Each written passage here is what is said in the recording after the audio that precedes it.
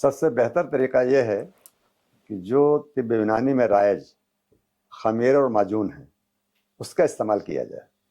خاص طور سے عام آدمی معجون دبید الورد اور معجون فلاسفہ آسانی سے استعمال کر سکتے ہیں. اس میں بہت زیادہ قیمتی نہیں چیزیں ہیں.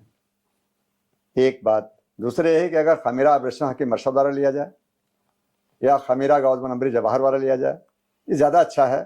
ملٹی وٹامن جتنے بھی ہیں کیپسولس وغیرہ ان سے کہیں بہتر یہ ہے. اور اس میں جو ہے آسانی سے انرجی بھی ملے گی اور خمیرہ مروارید خاص بھی لے سکتے ہیں. اس میں چونکہ قوت مناعت جو باڈی کی امیونٹی سسٹم ہے امیون سسٹم کو اس کو ہی تقویت ملتی ہے. ان خمیروں کا استعمال اور معجونات کا استعمال کر سکتے ہیں. اور معجون دبید الورد کی خوبی یہ ہے کہ وہ آپ کے عمل استحالہ کو مینٹین رکھے گا.